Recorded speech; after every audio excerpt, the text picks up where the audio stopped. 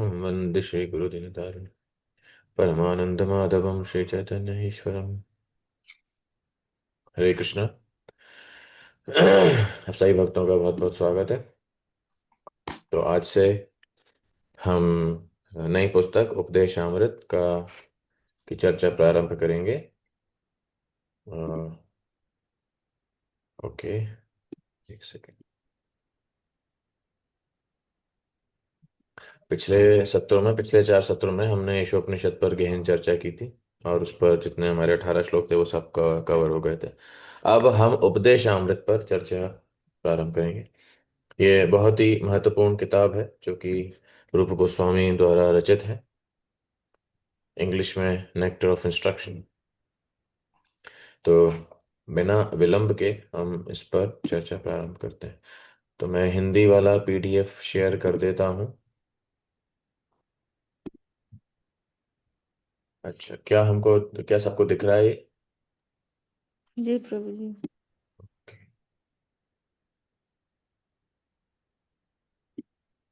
हम्म, सब अपने वीडियो खोल के रखें। तो आमुख और इसके पश्चात उपदेशामृत में 11 श्लोक हैं, बहुत महत्वपूर्ण। और विशेष रूप से जो प्रथम 4 श्लोक हैं बहुत महत्वपूर्ण है। एक साधक की स्थिति कैसी होती है, और एक साधक को अपने साधना में वास्तव में क्या प्रयास करने चाहिए, किस प्रकार से भक्तों के संग में रहना चाहिए, प्रथम 4 श्लोकों में बताया है। उसके पश्चात उसकी भावना कैसी होनी चाहिए वो बताइए। फिर उस भक्त को भक्ति के अनुकूल परिस्थिति में कहाँ वास करना चाहिए, और सबसे शुद्ध भक्त, सबसे प्रमुख भक्त, सबसे श्रेष्ठ भक्त कौन है, ये विशेष रूप से इस पुस्तक में बताया जाएगा। आगे जाके हम इसकी जो टेबल है वो भी आपको बताएंगे पीपीटी से। लेकिन अभी हम प्रमुख रूप से पुस्तक का अध्ययन करेंगे, है कि नहीं? हम आशा करते हैं कि आप सबके पास पुस्तक की अपनी प्रति सबके पास होगी। ओके, तो हम आमुख पढ़ना प्रारंभ करते हैं। जी, पढ़ना इसको प्रारंभ करिए, नित्यानंद प्रभु। हरे कृष्णा प्रभु जी, दंड प्रणाम। धन्यवाद। कृष्ण भा, कृष्ण भावनामृत आंदोलन श्रील रूप गोस्वामी की अध्यक्षता में संचालित होता है। गौड़ीय वैष्णव या बंगाली वैष्णव अधिकांशतया श्री चैतन्य महाप्रभु के अनुयायी हैं, जिनमें से वृंदावन के सठ गोस्वामी उनके प्रत्यक्ष शिष्य हैं। अतएव श्री नरोत्तम दास ठाकुर ने गाया है, रूप रघुनाथ पदे हई बे आकुति, कबे हाम बुझाब से युगल पीरीति। जब मैं गोस्वामियों द्वारा प्रदत्त साहित्य को समझने के लिए उत्सुक होऊंगा जब मैं गोस्वामी द्वारा प्रदत्त साहित्य को समझने के लिए उत्सुक होऊंगा, तभी मैं राधा तथा कृष्ण के दिव्य प्रेम व्यवहार को समझने में समर्थ हो सकूंगा। हाँ, तो यहाँ सबसे पहले श्रील प्रभुपाद प्रारंभ कर रहे हैं। बहुत महत्वपूर्ण तथ्य यहाँ समझा रहे हैं। वास्तव में ये जो उपदेश अमृत है, श्रील प्रभुपाद बता रहे हैं, ये महत्वपूर्ण सिद्धांत यहाँ बताया जा रहा है कि कृष्ण भावनामृत आंदोलन जो है वो वास्तव में जो भी नियम बनाए गए हैं वो किसकी अध्यक्षता में बनाए गए हैं? श्रील रूप गोस्वामी के। भक्ति रसामृत सिंधु में आप हम सब ने 64 अंग भक्ति के पढ़े हैं। उनमें से जो वो जितने सारे भक्ति के अंग हैं वो श्री रूप गोस्वामी द्वारा रचित हैं। सारे शास्त्रों से रूप गोस्वामी ने उसमें निचोड़ दिया है। जो सार जिसे कहा जाता है वो रूप गोस्वामी ने अपने शास्त्रों में दिया है। मतलब एक तरीके से कह सकते हैं कि रूप गोस्वामी ने सारे शास्त्रों का निचोड़ अपनी स्टडीज में, अपनी थीसिस में, रूप गोस्वामी का कि ये थीसिस प्रोजेक्ट मान सकते हैं कि उन्होंने उपदेशामृत और भक्ति रसामृत सिंधु लिखा। और अगर और विस्तार में कोई पढ़ना चाहता है तो वास्तव में इसके ऊपर भी जीव गोस्वामी ने कमेंट्री लिखी है, टीका लिखी है कि नहीं? तो रूप गोस्वामी जब पुस्तक लिखा करते थे, जीव गोस्वामी उनके असिस्टेंट थे, उनके सहायक थे। जब उन्होंने उपदेशामृत भक्ति रसामृत सिंधु लिखी तो जीव गोस्वामी व्याकरण के प्रगाढ़ पंडित थे, रूप गोस्वामी उनको अपनी पुस्तकें दिया करते थे। तो रूप गोस्वामी जीव गोस्वामी को पुस्तक देते थे एडिटिंग के लिए, कि अगर कुछ व्याकरण में गलती हो तो वे बताएं और रूप गोस्वामी उसे पुनः सही करें। लेकिन जीव गोस्वामी इतने प्रगाढ़ पंडित थे कि इस सदी में, सदी का क्या कहना है, इस युग में उनसे बड़ा प्रगाढ़ पंडित कोई नहीं आया। जीव गोस्वामी पुस्तकों की एडिटिंग करते करते उन पर टीका भी साथ में लिख लिया करते थे, है कि नहीं? तो रूप गोस्वामी की भक्ति रसामृत सिंधु की टीका का एडिटिंग करते करते जीव गोस्वामी ने अपनी एक टीका उस पर बना ली। उपदेशामृत की टीका लिखते लिखते उन्होंने अपनी एक टीका उस पर बना ली। वो रूप गोस्वामी की भक्ति रसामृत सिंधु से ज्यादा बड़ी है। उस पर ये अभी अभी क्योंकि पढ़ना प्रारंभ किया था हमने, भानु स्वामी महाराज ने वो लिखा हुआ है, फिर जैसे ही प्रारंभ किया वैसे ही उसका अंत भी हमने कर दिया। तो सोचा जब सीबीएसई नहीं पढ़ी जा रही है तो अलग से ये किताबें क्यों पढ़ी जाए। तो वास्तव में बहुत गहन अध्ययन जीव गोस्वामी ने किया था।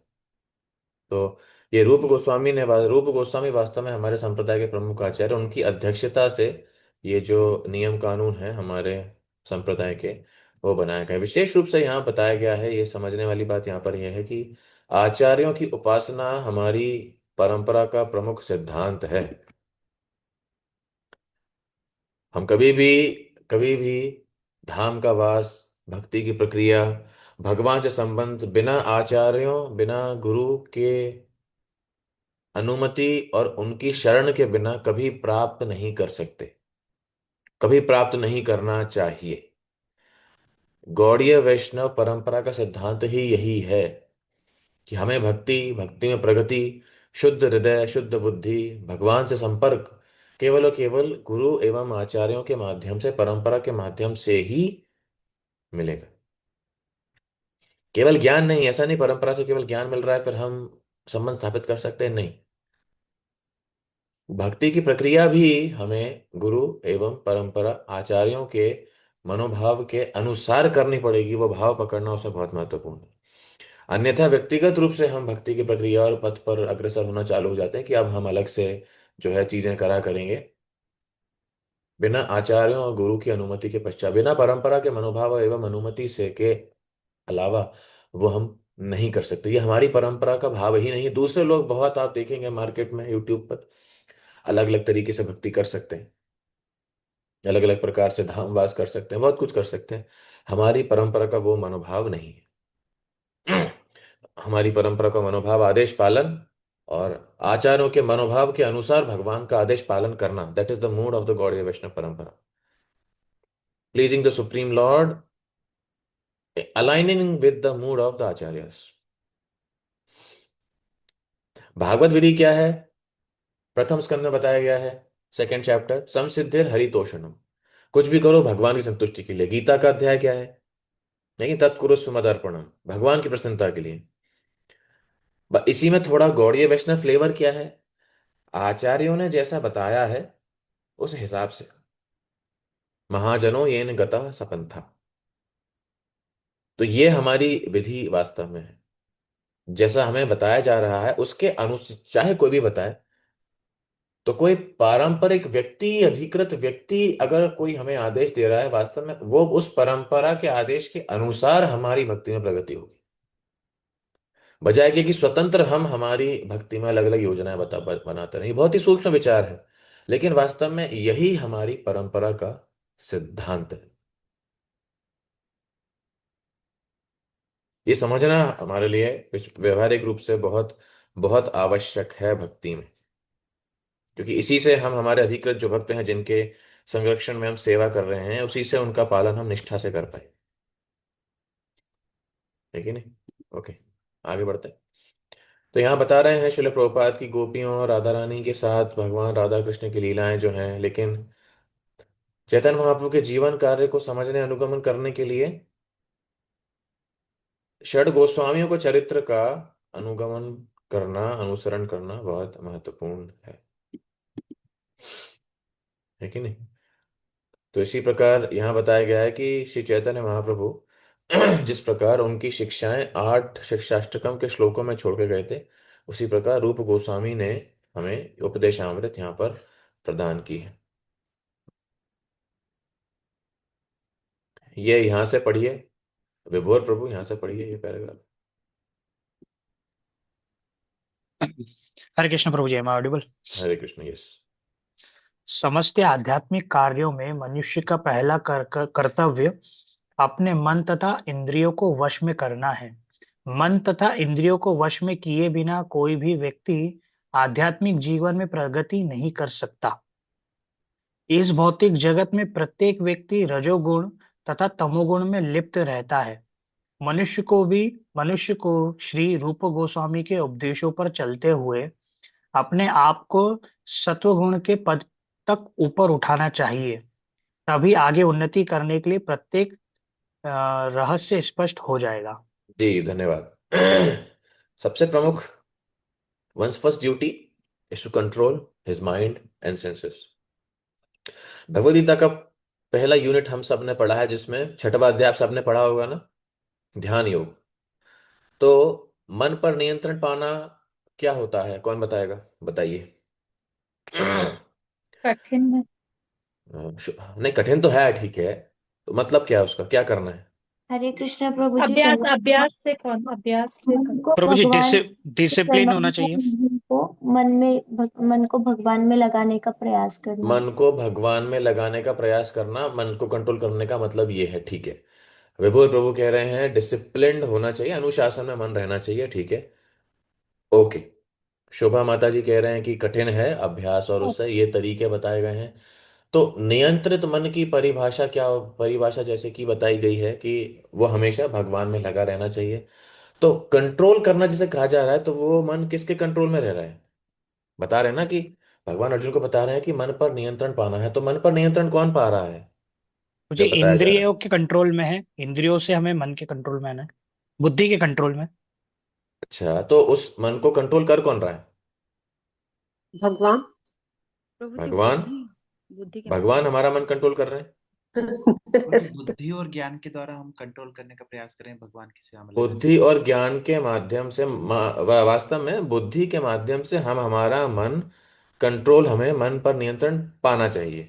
ये भगवद गीता की परिभाषा है हमारी बुद्धि के हिसाब से। आचार्यों के जो है उसके हिसाब से। ओके, और कोई, और कुछ परिभाषा, एनीथिंग एल्स। प्रभु माइंड जी, कंट्रोल मतलब क्या है जी, अंजना माता जी। जिसने मन को जीत लिया उसके लिए मन श्रेष्ठ मित्र है, और जो ऐसा नहीं कर पाया वो शत्रु, उसके लिए मन शत्रु है। ठीक है, लेकिन मन किसके नियंत्रण में है, मन पर प्रभु जी, नियंत्रण। मैं ट्राई करूं। हाँ हाँ, ट्राई ही प्रभु करिए। जी, जैसे भगवान ने इसका रास्ता बताया था कि अपने आसपास जो भी चीज देखो ना, उसमें मेरे मेरे मेरे दर्शन करो। जैसे वायु में, जल में, तो हर चीज में जब तुम मुझे देखने लगोगे ना, तो तुम्हारा मन जो है मुझ में लगा रहेगा, तो तुम्हारा मन कंट्रोल में रहेगा। हाँ हाँ, मैं पूछ रहा हूँ, ये नहीं पूछ रहा नीतियों मन के माध्यम कंट्रोल से, करना कैसे है, मन पर नियंत्रण पाना कैसे है। मैं ये पूछ रहा हूँ मन किसके नियंत्रण में है। बुद्धि के द्वारा हम ही तो, जीव ही तो उसको नियंत्रित करता है ना। हम जीवात्मा प्रभु जी जीवात्मा माया, बुद्धि के प्रभु जी माध्यम से मन को नियंत्रित ओके करती है। ओके, ठीक है, योगेश प्रभु, योगेश प्रभु। प्रभु जी, जैसे भगवत गीता में कहा गया है, भगवान ने कहा है कि मन जो है वो भगवान है, यानी कि भगवान इंद्रियों में जो है मन जो है भगवान है। तो जहां हम्म। तक है कि भगवान ही जो है मन वो कर रहे हैं हमारी तरफ से। और दूसरा एक बात कि यदि हमें इसको कंट्रोल करना है तो हमें गुरु और शास्त्र की वचनों को हमको समझना चाहिए और उसके अनुसार ही उनके आदेशों का पालन करना चाहिए, ठीक, तो मन कंट्रोल हो। Okay okay, good point. Anyone else, और किसी प्रभु का कोई जी आखिरी विचार। प्रभु जी ये प्रभु भी जी है यहाँ कि पे लिखा हुआ है ना, इस भौतिक जगत में प्रत्येक व्यक्ति रजोगुण तमोगुण में। प्रभु जी मन माया के कंट्रोल में है, हाँ, हमें से मन, सतोगुण में लेके आना है। मन माया के कंट्रोल में है। जयेश प्रो, जयंत प्रो, जयंत प्रो। प्रभु जी हमारे कंट्रोल से हम मन का कंट्रोल भगवान या फिर गुरु को देते हैं, ऐसा कुछ। ओके, सुचित्रा माता जी। प्रभु जी कृष्ण भावना भावित बुद्धि के द्वारा मन को नियंत्रित करना चाहिए। कृष्ण भावना भावित बुद्धि के द्वारा। स्वधर्मनिष्ठा माता जी बताइए। प्रभु जी मन प्रकृति के गुणों के कंट्रोल में है, इसलिए उसको हमें कृष्ण भावना भावित होकर उसको कंट्रोल करना चाहिए। हाँ जी, हमें करना, हमें ही करना है। यादवेंद्र प्रभु बताइए। हाँ, हरे कृष्णा ब्रो। हरे कृष्ण। ब्रो जी, मन हमारी बुद्धि और सेंसेस के बीच की एंटिटी है, जो कि फ्लक्चुएट करती है on the basis of perception, जो हम सेंसेस से परसेप्ट करते हैं। अगर ओके बुद्धि हमारे माइंड के ऊपर, मतलब अगर बुद्धि हमारी ज़्यादा स्ट्रांग है, वो माइंड को गाइड कर सकती है, तो वो कंट्रोल हो जाता है। नहीं होता है तो फिर वो उसके ऊपर उल्टा हावी होके देन अपने accordingly based on the senses perception के बेसिस पे वो चलती है। Okay okay, good point. प्रभु ठीक है। प्रभु जी, ये भी कहा प्रकृति के तीनों गुण करते हैं। वो जो श्लोक है, प्रकृति क्रियमाणानि गुणे कर्माणि, गुण जो है वो करते हैं सारा हम्म कंट्रोल, और जीव को हम्म लगता है कि वो कंट्रोल कर रहा है सब कुछ। हम्म। उससे कनेक्टेड है क्या? जी हाँ हाँ, वो तो हम बताएंगे। सुन रहे थे, अच्छे सबके उत्तर हैं। बाकी लोग ये सोच रहे हैं कि क्या ही फर्क पड़ता है, प्रसाद अच्छा है तब तक मन का क्या ही फर्क, किसी के ही कंट्रोल में हो, है कि नहीं। मजा आना चाहिए भक्ति में। वास्तव में मन जो है शुरुआत में प्रकृति के गुणों के अधीन है, माया के अधीन है। और जब भक्ति में कहा जा रहा है कि मन पर नियंत्रण प्राप्त करना है, वास्तव में मन पर नियंत्रण हम प्राप्त नहीं कर सकते। जैसे कि यहाँ पे किसी ने तो कहा था कि मन जो है भगवान की विभूति है, इंद्रियों में मन भगवान की विभूति है, नियंत्रण पाना असंभव है। भगवान ने कहा, शोभा माता जी ने से बताया, अभ्यास है न तू कौन तय वैराग्य न च गृह्यते। अब ये जो ज्ञान है वास्तव में ये क्या है? भगवान और शास्त्र, भगवान साधु गुरु शास्त्र ने जो ज्ञान दिया है उसके माध्यम से मन हमें नियंत्रण में लाना है कि नहीं। Mind follows higher command. तो जीवन के प्रत्येक क्षण में, भक्ति के प्रत्येक कार्य में, कोई भी चीज हम भक्ति में कर रहे हैं वो हायर कमांड से अप्रूव्ड होनी चाहिए, तब कहा जाएगा कि मन हमारा नियंत्रण में है। ऐसी कोई भी चीज है जो ऊपर से अधिकृत नहीं है, वास्तव में हमारे अनियंत्रित मन की उपज है।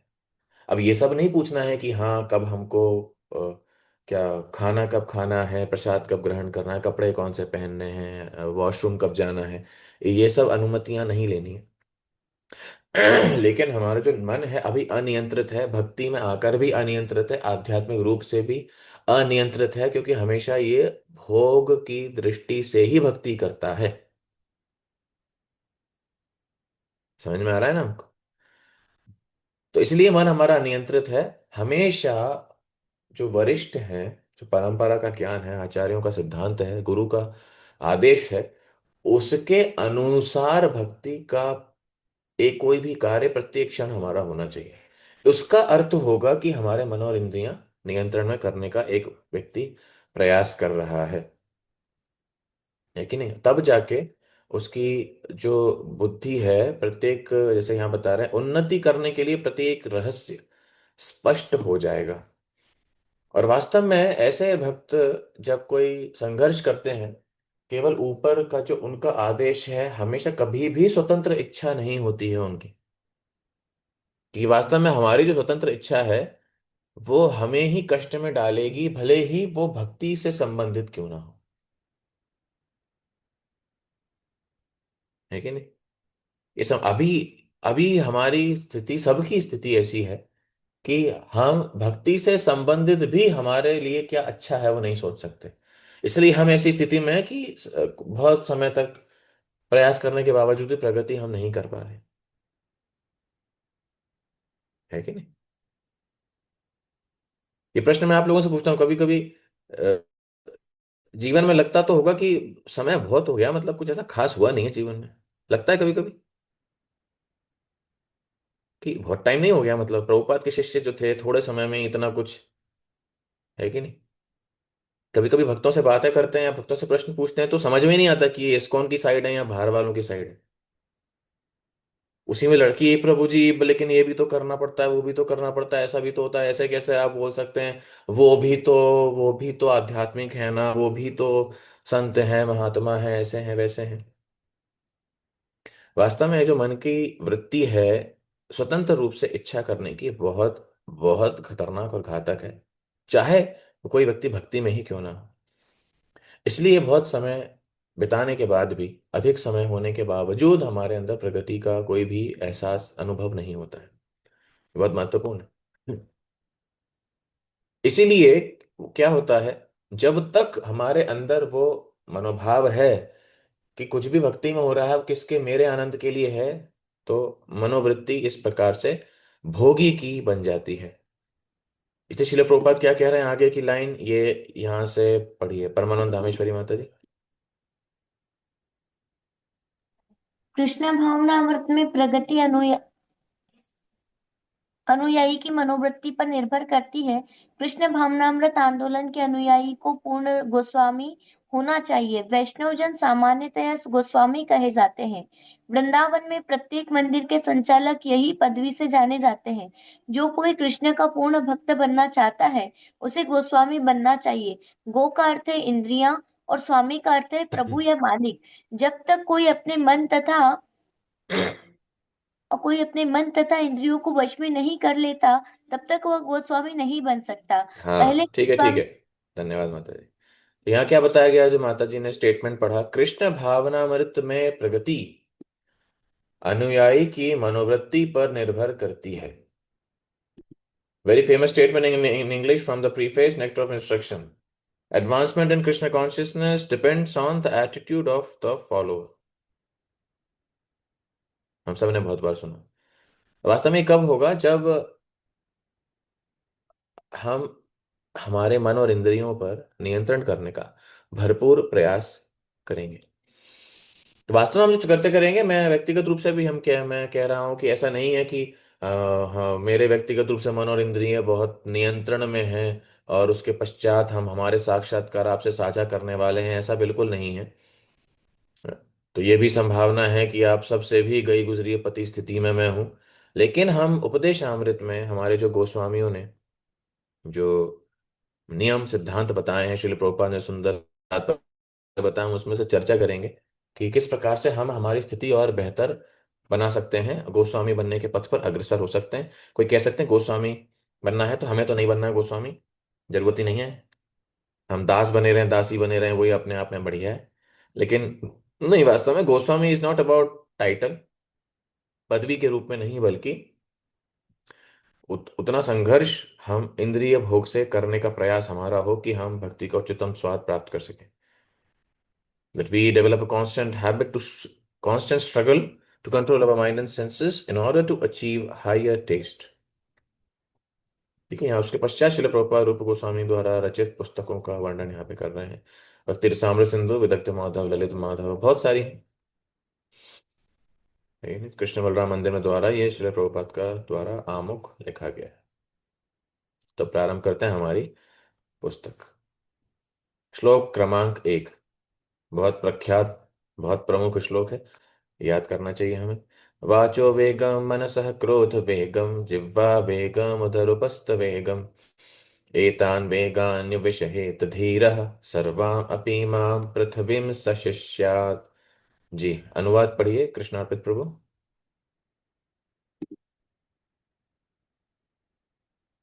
हरे कृष्ण प्रभु। हरे कृष्णा। अनुवाद। वह धीर व्यक्ति जो वाणी के वेग को, मन की मांगों को, क्रोध की क्रियाओं को तथा जीभ, उदर एवं जनेंद्रियों के वेगों को सहन कर सकता है, वह सारे संसार में शिष्य बनाने के लिए योग्य है। योग्य है, सारे संसार में शिष्य बनाने के लिए, दूसरों को भगवत ज्ञान देने के लिए, सारी दुनिया में कृष्ण भावनामृत का प्रचार करने के लिए योग्यता क्या है? तो ये 6 वेगों को नियंत्रण करना योग्यता है। इसमें सबसे प्रथम है वाचो वेगम। तो वास्तव में हम तो पहले में ही फेल हो गए, है कि नहीं? पहले टेस्ट में ही फेल। तो इस पर शिल प्रभुपाद यहाँ पर बहुत सुंदर तात्पर्य देते हैं। यहाँ पर शिल प्रभुपाद तात्पर्य का प्रारंभ परीक्षित महाराज और सुखदेव गोस्वामी के वार्तालाप से करते हैं। परीक्षित महाराज सुखदेव गोस्वामी से प्रश्न यहाँ पर कर रहे हैं। ये 6वें स्कंद का वार्तालाप, 6वें स्कंद का वृत्तांत बताया गया है कि इंद्रिय तर्पण पर, इंद्रिय नियंत्रण पर वास्तव में बात चल रही है। तो परीक्षित महाराज सुखदेव गोस्वामी से प्रश्न पूछते हैं कि ऐसा क्यों है पश्चाताप के पश्चात भी कोई व्यक्ति अपने इंद्रियों पर नियंत्रण नहीं कर पाता? ऐसा क्यों है कि पश्चाताप व्यक्ति करता है, पराजित होता है? ये लग रहा है ना थोड़ी थोड़ी हमारी स्थिति है कि पश्चाताप करते हैं फिर भी इंद्रिय भोग में कभी ना कभी लिप्त हो जाते हैं, बेअसर हमारी तपस्या पड़ जाती है। क्यों ऐसा व्यक्ति करता है? वास्तव में विशेष रूप से भौतिकवादी व्यक्ति क्यों इस प्रकार से होता है? तो श्रील प्रभुपाद तात्पर्य बता रहे हैं कि 3 प्रकार के अनुभव एक व्यक्ति करता है। प्रथम अनुभव जो करता है वो होता है देखकर और सुनकर। सर्वश्रेष्ठ होता है सुनकर, सुनकर कोई व्यक्ति बात मान लेता है।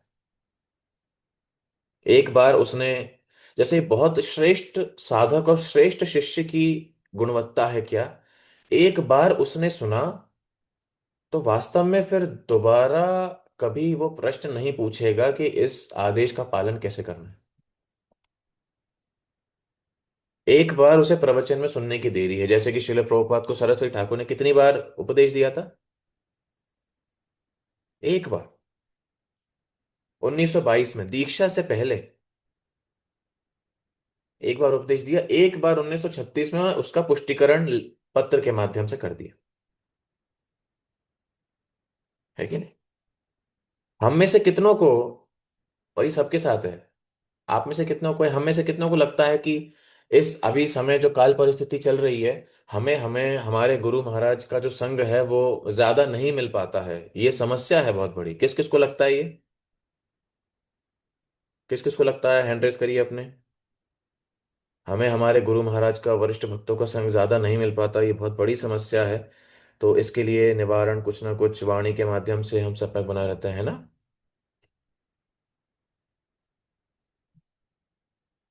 बाकी जनता मतलब हाँ ना, maybe not, not interested, none of these.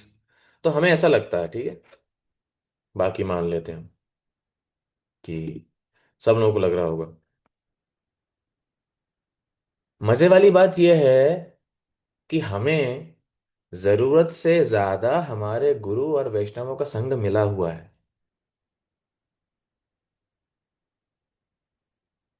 क्या बात समझ पा रहे हैं मैं क्या बोल रहा हूं? हमें जरूरत से ज्यादा मिला है। श्रील प्रभुपाद सरस्वती ठाकुर से कितनी बार मिले थे? वो खुद पत्र में बताते हैं, 5 बार। उससे ज्यादा बार हम मिल चुके हैं, उससे ज्यादा बार हम प्रवचन सुन के आए। ऐसा नहीं 5 बार मीटिंग हुई थी, मीटिंग केवल 2 बार हुई थी। देखा प्रभुपाद ने सरस्वती ठाकुर को 5 बार। योगेश प्रभु।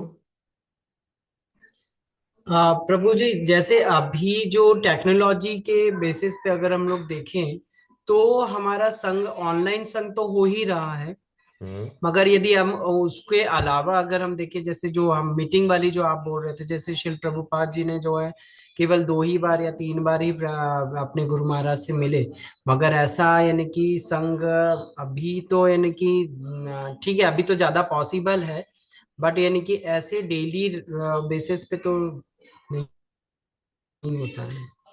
हाँ, डेली बेसिस पे नहीं होता है। वास्तव में डेली बेसिस पे होगा भी तब भी हम ऐसा कुछ खास नहीं उखाड़ लेंगे। क्योंकि समस्या क्या है?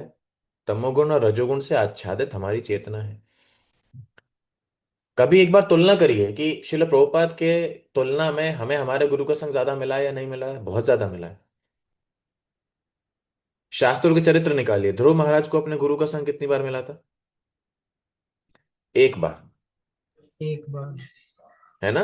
नारद मुनि ने दोबारा दोबारा कभी फॉलो अप नहीं लिया फोन करके कि साधना कैसी चल रही है? ध्रुव महाराज ने कभी साधना कार्ड नहीं भेजा? दोबारा कभी कोई उन्होंने कोर्स नहीं किया कि पता नहीं ये आदमी भक्ति ढंग से कर रहा है कि नहीं, सुबह उठ रहा है कि नहीं? दोबारा कभी कुछ नहीं हुआ उनका। और ध्यान से सुनिए, ध्रुव महाराज के पास कोई ज्ञान नहीं था, कोई किताब नहीं पढ़ी थी, कोई कोर्स नहीं किया था, कुछ भी नहीं था। माँ से केवल इतना पता था कि अगर जो इच्छा है अगर वो पूरी करनी है तो नारायण के पास जाना है। एक लाइन पता थी बस। नारद मुनि के पास गए, उन्हें एक चीज पता पड़ी।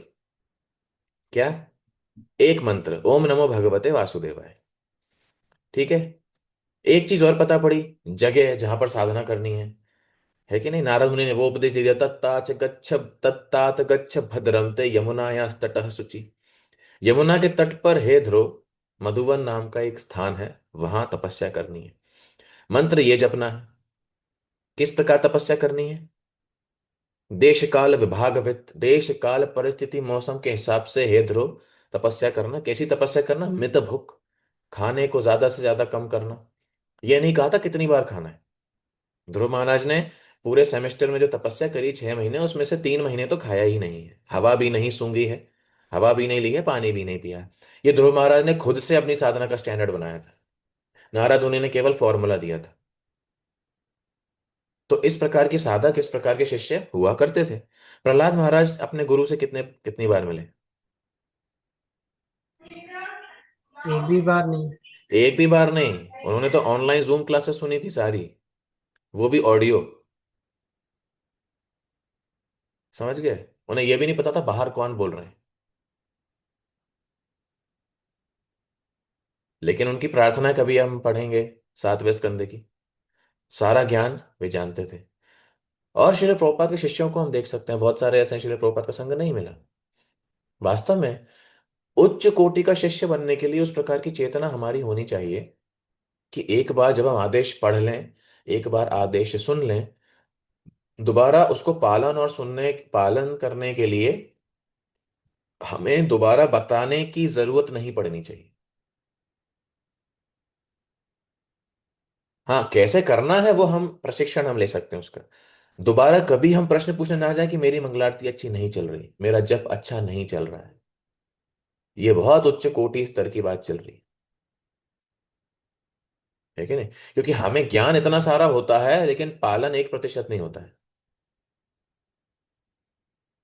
जबकि आप शिल प्रभुपाद के शिष्यों को देखेंगे, ज्ञान उनको उतना ही था शिल प्रभुपाद की पुस्तकों जितना, शिल प्रभुपाद की प्रवचनों जितना, बस।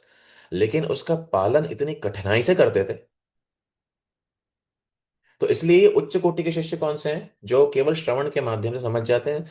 दूसरे स्तर पर जो कम बुद्धिमान है वो देखकर समझते हैं, है कि नहीं? और तीसरे प्रकार के, जो कुछ भी हो जाए, HNS क्लब जिसे कहा जाता है, हम नहीं सुधरेंगे। तो यहाँ पर परीक्षित महाराज बता रहे हैं कि ऐसा जो प्रायश्चित है वो किस प्रकार है, वो हाथी स्नान के बराबर है कि नहीं? यहाँ लिखा है गया, देखिए यहाँ पर, ये पढ़िए अंजना माता जी यहाँ से, उन्होंने प्रायश्चित की। हरे कृष्ण प्रभु जी। उन्होंने प्रायश्चित की तुलना हाथी के स्नान से की है। हाथी भले ही नदी में भली भांति स्नान कर ले, किंतु जैसे ही वह किनारे पर पहुंचता है वह अपने पूरे शरीर पर धूल छिड़क लेता है। तो इस स्नान से क्या लाभ हुआ? इसी प्रकार अनेक आध्यात्मिक अनुशीलन करने वाले हरे कृष्ण महामंत्र का जप कीर्तन करते हैं और साथ ही यह सोचकर अनेक निषिद्ध कर्म भी करते हैं कि उनके जप से उनके सारे पाप नष्ट हो जाएंगे। भगवान नाम का कीर्तन करते समय जो 10 प्रकार के अपराध किए जा सकते हैं, उनमें से एक अपराध है नामनो बलाद, यस्य ही पाप बुद्धि है। अर्थात हरे कृष्ण महामंत्र के जप के बल पर बल पाप पर कर्म पाप कर्म करना। वास्तव में हमें क्यों शिल प्रभुपाद यहाँ पर भौतिकवादी व्यक्तियों का भी उदाहरण आगे देंगे कि कोई चर्च में जाते हैं, पूरे 6 दिन पाप कर्म करते हैं, संडे को बोलते हैं कि हमारे पाप कर्म हमारे भगवान के ऊपर, ईसा मसीह के ऊपर, हालेलुया। और फिर बाकी 6 दिन वो फिर से अपने कांड करने चालू करेंगे। तो ये क्या है? ये है हाथी स्नान। श्लोक यहाँ पर बताया गया है, 6वें स्कंद का श्लोक है, अजामिल वृत्तांत आप पढ़ेंगे यहाँ पर। मन्ये कुंजर शौचवत, मन्ये कुंजर शौचवत का अर्थ है, परीक्षित महाराज कह रहे हैं मन्ये मतलब मेरे हिसाब से है सुखदेव गोस्वामी, ऐसा प्रायश्चित हाथी के स्नान के बराबर है। लेकिन हाथी का उदाहरण दिया गया है कि वो नहा कर आएगा और जैसे ही किनारे पर पहुंचेगा वैसे ही लोट मार के ऐसा चक्री की तरह घूमेगा, अपनी सूंड से पूरे मिट्टी लगा लेगा। तो ये हमारी व्यक्तिगत रूप से हमेशा हालत ऐसी इस प्रकार हो जाती है कि सुनने समझने पढ़ने के बाद भी वो हम स्वयं की चेतना दूषित कर लेते हैं। मतलब मैं आप सबको उपदेश ना देके हम खुद के लिए भी ये व्यक्तिगत रूप से हम बता रहे हैं कि जानने सुनने पढ़ने के बावजूद भी हमारे साथ ऐसा होता है कि क्योंकि भौतिक जगत से जो आसक्ति है वो क्षीण होना बहुत लाइक दुर्लभ हो जाता है, कठिन हो जाता है कि नहीं? तो यहाँ ये बताया गया है। ओके। तो असली प्रायश्चित जो है, वास्तविक प्रायश्चित जो है, वो हमारी कृष्ण भावनामृत जो चेतना है उसको उजागर करके करना पड़ेगा, है कि नहीं? ओके। तो यहाँ पर एक ये पढ़िएगा, यहाँ से पढ़िए, असली पश्चाताप तो कौन पढ़ेगा? नारदी माता जी पढ़िए। हरे कृष्ण प्रभु जी। असली पश्चाताप तो वास्तविक ज्ञान की प्राप्ति है और इसकी एक प्रामाणिक विधि होती है। जब कोई नियमित रूप से स्वच्छ रहने की प्रक्रिया का पालन करता है तो वह बीमार नहीं पड़ता। मनुष्य जीवन कुछ निश्चित सिद्धांत के अनुसार अपने मूल ज्ञान को पूर्ण पुनर्जागृत पुनर्जागृत करने की अ, करने निमित्त के निमित्त तो होता है। निमित्त होता है। ऐसा ऐसे नियमित जीवन को तपस्या कहा जाता हाँ, है। तपस्या कहा जाता है। तो कुल मिला के given in English methodical life मतलब हमें विधि विधानों का बड़े कठिनाई से संघर्ष के साथ पालन करना चाहिए। अगर आपने भक्ति साम सिंधु पढ़ी है यूनिट 4, तो उसमें आपने ये चैप्टर पढ़ा होगा विधि भक्ति रागानुगा भक्ति, अगर आपको स्मरण है तो विधि भक्ति की परिभाषा में रूप गोस्वामी बता रहे हैं, बहुत ध्यान से सुनिएगा। परिभाषा में, परिभाषा नहीं, शिल प्रोपात तात्पर्य बताते हैं।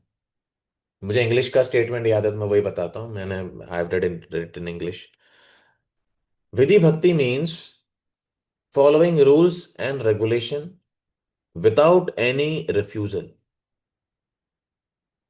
हिंदी में इसका अर्थ है नियमों का पालन करना, और मना करना तो संभव ही नहीं है वो, कि ये नहीं पसंद है या ये नहीं हो पाएगा, या मैं जो है मुझे व्यक्तिगत रूप से ये पसंद आता है, ये मेन्यू कार्ड में ये आइटम है ही नहीं।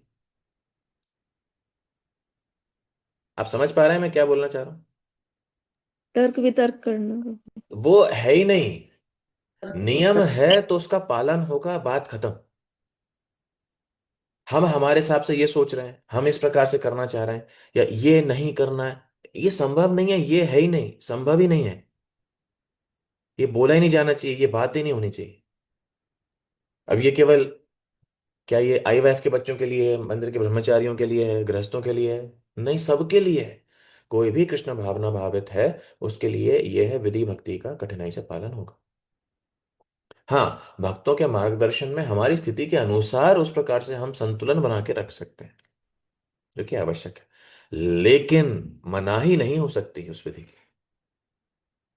विधि भक्ति की परिभाषा रूप गोस्वामी यहाँ पर दे रहे हैं, है कि नहीं? तो यहाँ पर तपस्या बता रहे हैं, तपस्या करनी चाहिए, लेकिन तपस्या से शुद्धि होगी निश्चित है। तपस्या के बहुत सारे नियम हैं, ब्रह्मचर्य का पालन, दान, शरीर की शुद्धि, है कि नहीं, धाम की परिक्रमा, पवित्र कुंडों में स्नान, बहुत सारी तपस्या की शुद्धि की विधि शास्त्रों में बताई गई है। तो अब क्या करें, शिल प्रभुपाद कह रहे हैं जो गुरु के अध्यक्षता में भगवान की भक्ति करता है, भगवान को प्रसन्न करने के लिए गुरु के निर्देश के अनुसार अपने बिना मन और इंद्रियों के वश में हुए गुरु के आदेश का पालन करता है, वो इन सारी तपस्याओं का जो फल है स्वतः ही प्राप्त कर लेता है, ऑटोमेटिकली। हमारे पास शॉर्टकट तो शॉर्टकट शिल प्रभुपाद ने दिया है कि नहीं, उस तरीके से। अब मजे की बात यह है कि हमारे जीवन में हम जब हमारे पास शॉर्टकट है, सब कुछ हम करने तैयार हैं, तो फिर भी सुधारता क्यों नहीं है कोई? क्योंकि जो नियम है हम उनका कड़ाई से पालन नहीं करते, और हम क्या करते हैं? उदाहरण याद रखिएगा, हाथी का स्नान। हम वापस मिट्टी में लोट लगाते हैं जानने के बावजूद। तो ये क्या है? श्री प्रभुपाद बता रहे हैं, सातवां अपराध नामनो बलाद यस्य ही पाप बुद्धि। तो इसलिए खुद को हमें बार बार स्मरण दिलाना चाहिए कि स्थिति जो है वो गंभीर है, और इसी प्रकार से संघर्ष हमें हमारी चेतना शुद्ध करने के लिए, तपस्या के लिए करना पड़ेगा। ये काफी महत्वपूर्ण है ना जी? नित्यानंद प्रभु बताइए। किसी और का हैंड रेज हुआ था, मैंने केवल हैंड देखा, मैं भूल गया था। फिर किसने किया था, या उस प्रश्न का उत्तर मिल गया जिसने भी किया था? मैं प्रभु भूल जी गया। मुझसे हो गया था मिस्टेक से, फिर मैंने जल्दी नीचे कर दिया। अच्छा अच्छा, ओके ओके ओके, ठीक है जी। नित्यानंद प्रभु बताएं। हरे कृष्ण प्रभु। प्रभु जैसा वेदी भक्ति के बारे में आता है कि हमें जैसे इंस्ट्रक्शंस मिलते हैं, नियम है, कायदे कानून है, उनका पालन एज इट इज करना है। तो ये कितने डिफरेंट हैं कर्म कांडों से? या किस हिसाब से हम इनको डिफरेंशिएट कर सकते हैं। अल्टीमेटली वो है भगवान की सेवा के लिए ही, लेकिन कुछ कर्म कांड होते हैं जो जो भगवान की सेवा के लिए भी रहते हैं, तो उनको हम्म। कैसे डिफरेंशिएट कर सकते हैं प्रभु जी? जी जी, वास्तव में ठीक है। तो कर्म कांड जो है वास्तव में वो भौतिक स्थिति बढ़ाने के लिए है, कि भौतिक स्थिति इस प्रकार से हो जाएगी कि भोग अच्छा होगा और क्रमशः एक व्यक्ति भगवान को प्रसन्न करने के स्तर पर आ जाएगा, उसको कहते हैं कर्म कांड। ठीक है। कर्म योग क्या होता है कि कर्म जो है वो हम करेंगे, उस कर्म का फल भगवान को अर्पित करेंगे, जो भगवद गीता में कहा गया है, यद करोषि यद अश्नासि यद जोषि ददासि यत्। है कि नहीं? तो जो करो वो मुझे अर्पित करो, मुझे अर्पण करके करो, ये मेरी भक्ति है। तो भक्ति योग क्या है? कर्म योग में जब सब कुछ भगवान को अर्पित हो रहा है, तो कर्म योग और भक्ति योग में क्या अंतर है बताइए। भक्ति योग भगवान से प्रेम करना। हाँ, तो कर्मयोग में जब प्रेम करेगा तभी तो फल अर्पण कर सकता है ना। चलिए बताइए, और कंफ्यूज करते हैं आप लोगों को। कर्मयोग, निष्काम कर्मयोग और भक्ति योग, इन तीनों में अंतर बताएं। हैंड रेस करें और अंतर बताएं, सोच लीजिए।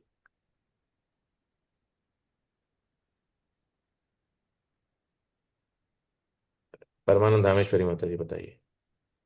जी प्रभु जी। हरे कृष्णा। हरे प्रभु जी, कृष्ण। निष्काम कर्म योग में भक्त मुक्ति की भी ना इच्छा रखता है, न ही वो भगवान की प्राप्ति की इच्छा रखता है। वो केवल एक ही इच्छा रखता है कि मैं भगवान का जैसे भी रहूं, सेवा करूं, जैसा कि हम्म। गुरु की आज्ञा प्राप्त है। और ठीक है। भक्ति जो होती है उसमें भक्त इच्छा रख सकता है कि भगवान कभी मुझे दर्शन दे, या मैं भगवान का इतना जप करूं, या इस प्रकार का कोई भी इच्छा इच्छा हो सकती है उसकी। ठीक है। ठीक है, और कर्मयोग? कर्म योग में प्रभु जी वो कर्म तो करता है, लेकिन अंत में वो भगवान को समर्पित करता है, और कर्म को जो है भगवदी कर्म करने का थोड़ा प्रयास कर सकता है। ठीक है। ठीक है, विभोर प्रभु। प्रभु जी ऑलमोस्ट सिमिलर आंसर है मेरे भी। हम्म। ऑलमोस्ट सिमिलर है, ओके ठीक है। योगेश प्रभु। हरे कृष्ण प्रभु जी।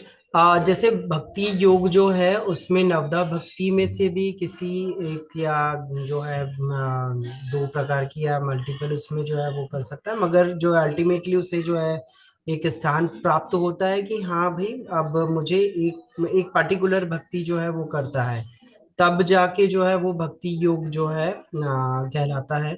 और कर्म योग में तो कर्म करता है, उसकी इच्छा भी करता है, फल की भी इच्छा करता है, एंड भगवान को जरूर पूछता है, मगर जो है आर्त अर्थार्थी जिज्ञासु में से है जो है वो आर्त ही रहता है। और फिर उसके बाद में जो है कर्मी योग, भक्ति योग, एक और कौन सा था प्रभु जी?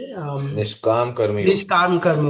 वो काम कर्म तो सारे करता है, मगर वो जो है सारे जो है फल की इच्छा करे बगैर सब कुछ जो है भगवान के चरणों में अर्पित करता है, तो ये निष्काम कर्म योग कहलाता है। ठीक है।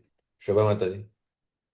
प्रभु जी, स्टेप बाय स्टेप ऐसे कि ये कर्म योग में पहले ये होता है कि वो अपनी ड्यूटी समझकर, प्रिस्क्राइब ड्यूटी जैसे कर्तव्य समझ के कर्म को करता है कि उसने ठीक मनुष्य है। जन्म लिया है तो उसको ये कर्म करना ही है। फिर हम्म। एक स्टेप अप में वो निष्काम कर्म की तरफ जाता है, तो उसमें उसे लगता है कि करेगा तो कर्म, लेकिन कोई फ्रूट की इच्छा नहीं करता, सब मतलब भगवान को अर्पित कर देता है कि मुझे कुछ नहीं चाहिए। जी। फिर उससे ऊपर जब वो जाता है तो वो ये सोचता है कि मैं हर वो ऐसा कार्य करूं जिससे भगवान मुझसे प्रसन्न हो, मतलब उसको माइंड में हर समय ये रहता है कि किस तरह अब भगवान मुझसे प्रसन्न हो जाए, मतलब अ, भगवान उसकी तरफ देखें, उसको उससे प्रसन्न हो उसकी किसी भी क्रिया से, तो उसको लगता है कि यानी मेरा किया सफल हुआ हम्म। कुछ भी कार्य, ऐसा।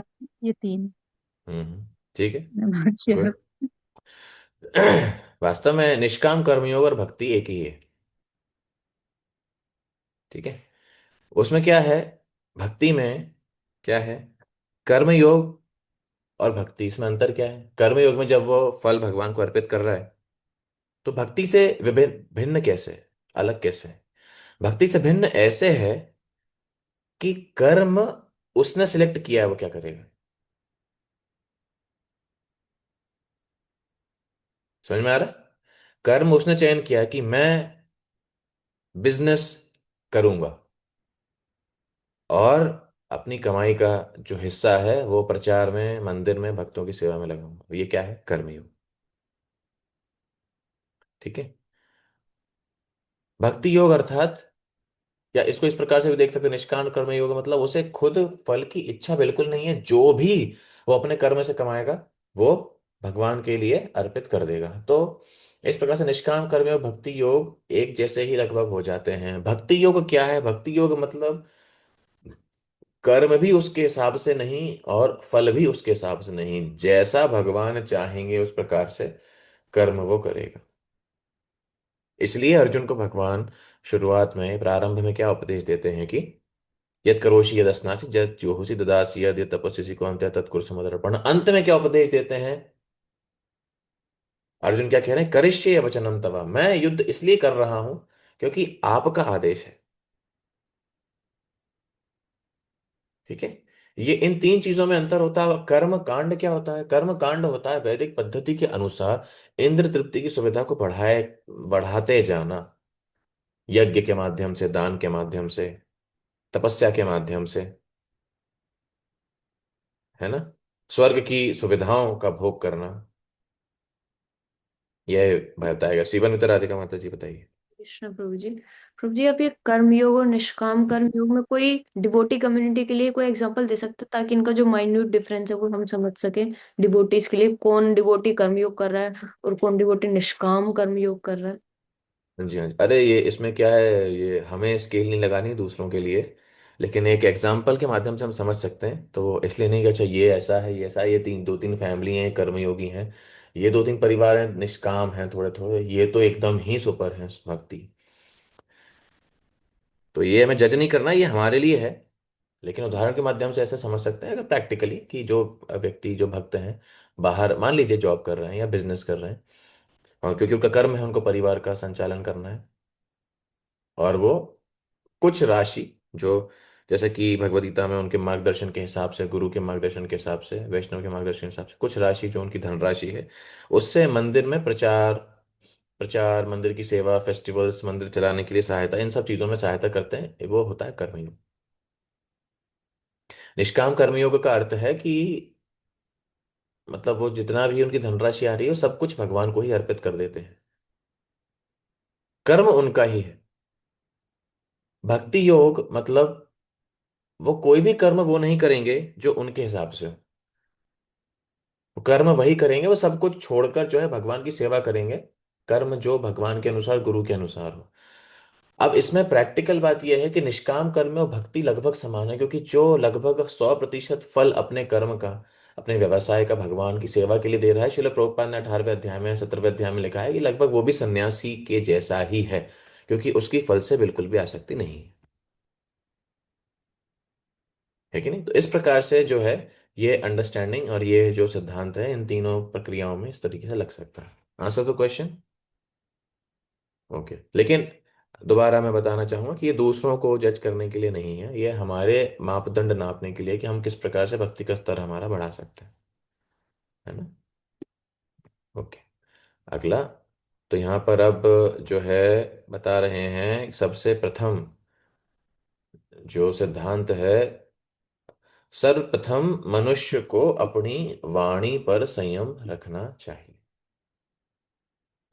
क्योंकि जैसे ही शिल प्रभुपाद ने बताया है, जैसे ही व्यक्ति को अवसर मिलता है वो बोलना चालू कर देता है।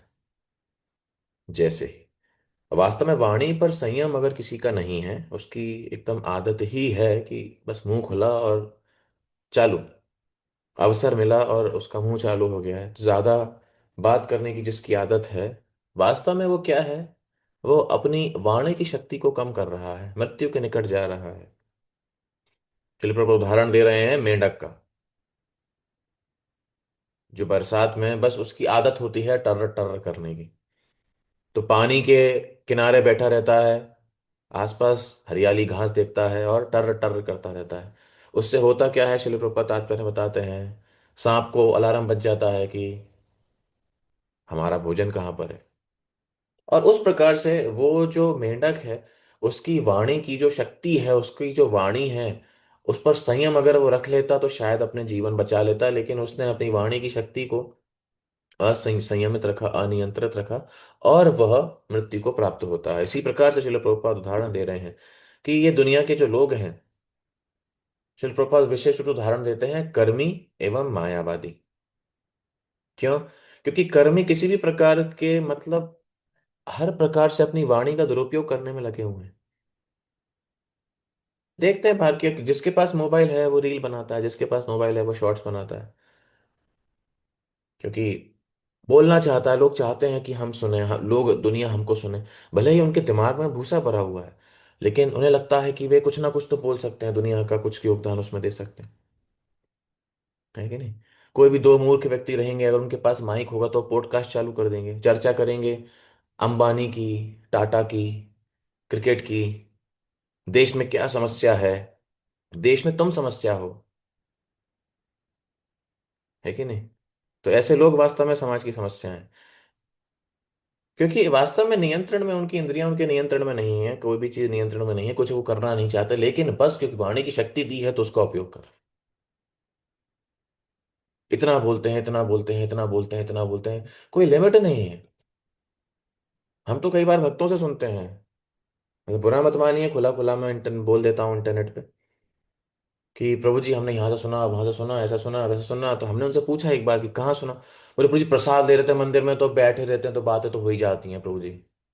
अब वो तो ऐसा चलता ही, वो तो हो ही जाती है ना। तो हे परम परमेश्वर प्रभु एवं माताएं, जब बैठ कर आप प्रसाद ले रहे हैं तो ये कॉफी विद करण खेलने की क्या जरूरत है कि नहीं? तो दो भक्तों के बीच में देखिए, मान सकते हैं हम कि हमारे अंदर बहुत वो है उत्तेजना कि हम कुछ ना कुछ बोलें, लेकिन कम से कम इतना संयमित रखना चाहिए कि हम नाटक कर लें भक्त बनने का, कम से कम नौटंकी के रूप में भक्ति कर लें, कृष्ण कथा बोल लें। कम से कम व्यक्तिगत जीवन में क्या संघर्ष है, क्या साक्षात्कार है भक्तों के बीच में, वो चर्चा होनी चाहिए, है कि नहीं? तो प्रसाद के समय तो मतलब जो हम घर पर करते थे, तो बस हमारा जो ग्रुप है वो बदल गया है, और करते हम वही हैं। ये ऐसा क्यों कर रहा है, वो वैसा क्यों कर रहा है, इसने ऐसा कर दिया, वो ऐसा, वो ये तो प्रभु जी में ज्यादा ही घुस रहा है आजकल, ये तो गुरु गुरु महाराज के पास ज्यादा ही घूम रहा है। तो वास्तव में ऊर्जा को वेस्ट कर रहा है, we are wasting our power of speech. और देखिए आप, व्यवहारिक जीवन में हम देखेंगे भी कि जो लोग ज्यादा बोलते हैं वे अपनी वाणी की शक्ति खो देते हैं। उनकी वाणी की उनकी वाणी का कोई मूल्य नहीं बचता है। इसलिए श्री प्रभुपाद कह रहे हैं, और हम जो भक्त हैं वास्तव में हम अब क्या करें, तो मुंह बंद रख लें? नहीं। श्री प्रभुपाद कह रहे हैं ऐसे मौन धारण करने का कोई अर्थ नहीं है, क्योंकि मौन धारण करने से भगवान की कोई सेवा हो रही है क्या? नहीं। इसलिए भक्त का क्या कर्तव्य है? बोलने की ज्यादा आदत है, हाँ कृष्ण कथा बोलिए, भगवान के विषय में बोलिए, प्रचार संबंधित, सेवा संबंधित, भक्ति में संघर्ष के संबंधित, साक्षात्कार से संबंधित, भक्तों का गुणगान से संबंधित, इसके विषय में बोलना चाहिए। और अगर इसके विषय में बोलने के लिए कुछ नहीं है तो हाँ, फिर मुंह बंद रखना, करना, चुप रहना ज्यादा अच्छा है। तो अब कि अब प्रभु जी बात भी ना करें, मतलब ऐसे ऐसे ये ऐसे थोड़ी होता है। तो ये ऊर्जा हमें बचानी है, वाणी का संयम जरूरी है ना? शिल प्रोपा तात्पर्य में ये बता रहे हैं कि जो कृष्ण कथा का प्रचारक है वास्तव में मृत्यु के चंगुल से ऊपर उठ जाता है वो, अगर वो हमेशा वाणी का जो उपयोग केवल कृष्ण कथा के प्रचार में करता है। ये शिल प्रोपा तात्पर्य में बता रहे हैं। और अगला अगला शिल प्रोपा बताते हैं, अगली जो समस्या है वो क्या है? वाचो वेगम मनसह, मन का वेग, रेस्टलेसनेस और फिकल माइंडेडनेस। फिकल माइंडेडनेस मतलब मन एक जगह स्थिर ना होना, मन भौतिक वस्तुओं में चला जाना, मन भोग की वस्तुओं में चला जाना। एक जगह मन को स्थिर कर पाना हमारे लिए बहुत मुश्किल होता है। मुश्किल है, कठिन है। जब अर्जुन कह रहे हैं कठिन है, तो हमारे लिए तो लगभग असंभव ही है। हम तो उधारी की भक्ति कर रहे हैं, उधार ले लेके। हमारे लिए सब वास्तव में असंभव है, लेकिन केवल एक तरीका है जिससे इससे बचा जा सकता है। जैसे कंप्यूटर कंप्यूटर साइंस में प्रिंसिपल है गार्बेज इन गार्बेज आउट।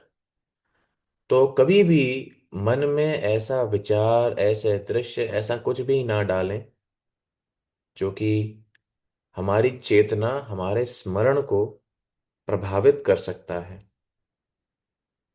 मैं दोबारा बताना चाहूंगा, ये मैं आप लोगों को उपदेश नहीं दे रहा हूं, आप लोग हमसे कई उन्नत भक्त हैं, ये हमारे लिए पुनरावृत्ति हम कर रहे हैं, पुनः स्मरण हमारे मन को करा रहे हैं कि हमें कभी ऐसा काम नहीं करना है। जब हम भक्ति में आ गए तो कभी भी भौतिक जगत के स्पर्श से जितना हम दूर रह सके उतना हमें रहना चाहिए। दोबारा हमारे संस्कार उस प्रकार से हमें नहीं बनाना चाहिए।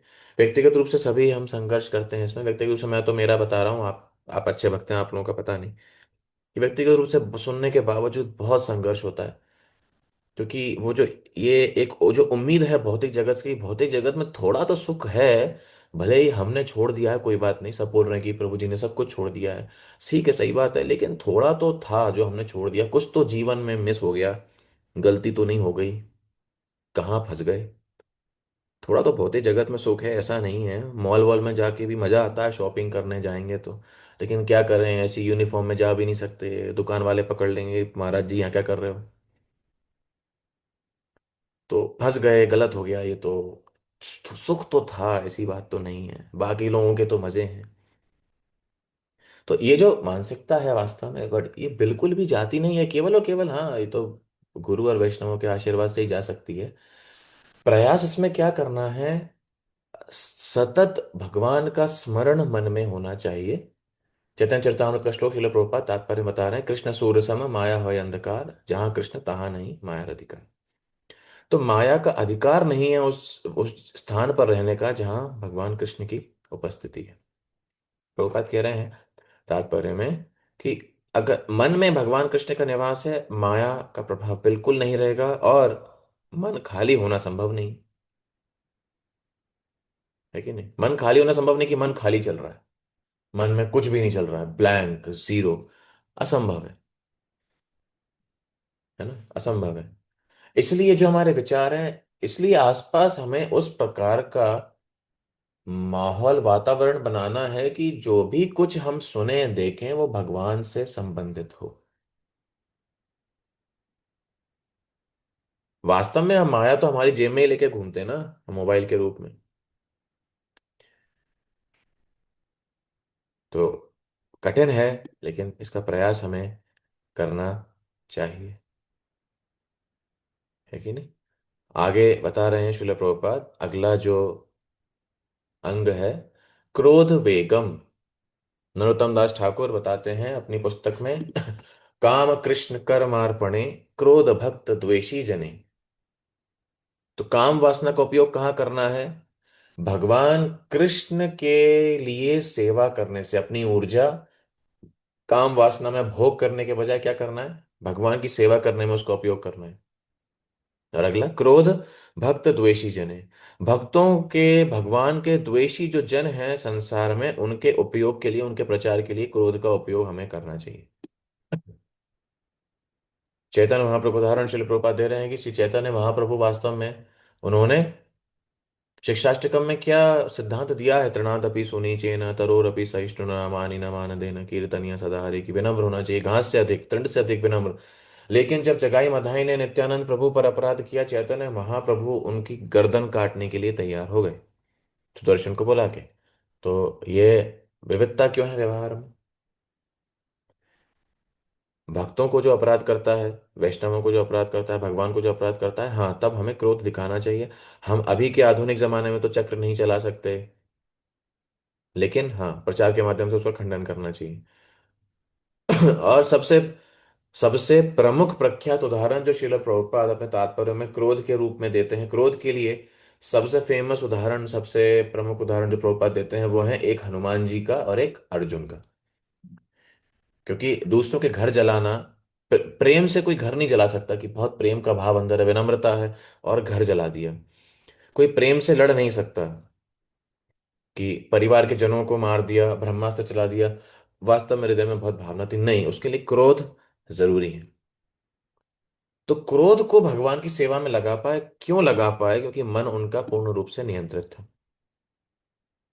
श्री प्रभुपाद तात्पर्य में बता रहे हैं कि सिद्धांत ये है कि हमें स्वयं का कितना भी अपमान हम सह सकते हैं, लेकिन भगवान और उनके शुद्ध भक्तों का कतई नहीं। और अगला आता है वाचो वेगम, मनसा वेगम, क्रोध वेगम, जिह्वा वेगम। है कि नहीं? व्यक्तिगत रूप से मैं तो क्षमा ही चाहता हूं इस पर बोलने के लिए, इस ये बिल्कुल भी हमारा नियंत्रण में नहीं है। तो जो भी हम बोलेंगे वो हम पर अप्लाई नहीं होता है। जिह्वा तो बिल्कुल नियंत्रण में नहीं है, हो सकता है बोलने में हो, लेकिन खाने में तो बिल्कुल भी नहीं है। तो पहले से ही हम बता रहे हैं। तो जो आदर्श हम चर्चा करेंगे, ये उम्मीद न रखें कि हम उसका पालन करते हैं। यहाँ क्या बता रहे हैं? जिह्वा वेगम का अर्थ क्या है? कि जिह्वा को, उसकी जो आशाएं हैं, जो जिह्वा की डिमांड है, डिमांड्स ऑफ द टंग, जिह्वा जो चाहती है उसको ना देना। तो ये, अरे ये तो काम ही खत्म हो गया, ऐसा थोड़ी होता है। जिह्वा को केवल और केवल भगवान को भोग लगाया हुआ प्रसाद अर्पण करना, हम केवल वही ग्रहण करें। अब आप में से बहुत लोग प्रश्न पूछ सकते हैं, प्रभु जी हर बार, क्योंकि हम घर पर रहते हैं, हर बार ये संभव नहीं हो पाता है। जब हम पार्टी में जाते हैं, किटी पार्टी में जाते हैं, शादी में, संगीत में जाते हैं, तो कभी ना कभी हमको ले लेना पड़ता है, क्योंकि हम गृहस्थ हैं, हमको ये सब करना पड़ता है। तो पहले से ही इस प्रश्न का उत्तर हम दे देते हैं, ऐसा ऐसा जरूरी नहीं है, आवश्यक कहीं नहीं है। कि नहीं? वो संतुलन हम बना के, वो स्टैंडर्ड हम बना के रख सकते हैं। बहुत भक्त ऐसा करते हैं। और गृहस्थ भक्त भी नहीं, ये ब्रह्मचारियों के लिए, स्टूडेंट्स के लिए, माता जी, प्रभु जी, गृहस्थ भक्त सबके लिए ये स्टैंडर्ड इस्कॉन के भक्तों को करना चाहिए। कि हमारे लिए ये हमें व्यवहारिक रूप से करना चाहिए कि प्रसाद के अलावा कभी हम कुछ और ग्रहण ना करें। हमेशा व्यवस्था हम कभी ना कभी हो ही जाएगी, नहीं भी हो सकती है, तो हाँ, हम कोई फ्रूट्स या जो दूध दूध के उत्पाद हैं, इस प्रकार से कुछ ग्रहण कर सकते हैं, लेकिन अधिक से अधिक कभी भी ये ऐसा अवसर ना आए कि हमें बाहर का बना हुआ कुछ भी खाना पड़े। और बाहर की बनी हुई चीज जिसमें प्याज और लहसुन नहीं होता, वो प्रसाद नहीं होता है। ये जो अवधारणा है, इसका हमें पालन करना चाहिए हम सबको। कि बाहर जो है ना, जो प्याज लहसुन नहीं है, जिसमें कंपनी अच्छी है, वो तो साफ सुथरे तरीके से बनाती है, लेकिन वो प्रसाद नहीं है। क्योंकि अगली लाइन जो श्रील प्रभुपाद कह रहे हैं बहुत महत्वपूर्ण है, unless one sticks to the standard of eating only prasad, one cannot control his mind and senses. केवल और केवल जब गर्दन के नीचे हम केवल हमारे केवल भगवान को भोग लगाया हुआ प्रसाद ही अगर जाएगा, तब हम ये उम्मीद कर सकते हैं कि हमारे मन और इंद्रियां नियंत्रित हो जाएं। है कि नहीं? और जनन इंद्रियों के विषय में नियंत्रण बताया गया है, ये अनावश्यक, इसका उपयोग नहीं होना चाहिए, केवल और केवल कृष्ण भावना में संतान की उत्पत्ति के लिए। और ये सब अगर अच्छे से पालन इसका करा जाएगा, तो वास्तव में कोई व्यक्ति गोस्वामी बन सकता है। भक्ति सिद्धांत सरस्वती ठाकुर, उन्होंने जो उपदेशामृत की टीका लिखी है, जिसका नाम है अनुवृत्ति भाष्य, उसमें वे इन 6 वेगों को 3 हिस्सों में बांटते हैं। जिह्वा वेग, मन वेग और शरीर का वेग। जिह्वा वेग में भक्ति सिद्धांत सरस्वती ठाकुर बता रहे हैं कि मायावादी जो हैं और कर्मी हैं, वास्तव में वे जिह्वा वेग जो हैं, जिह्वा वेग का पालन बिल्कुल नहीं करते हैं, जिह्वा के वेग को नहीं नियंत्रण कर सकते हैं।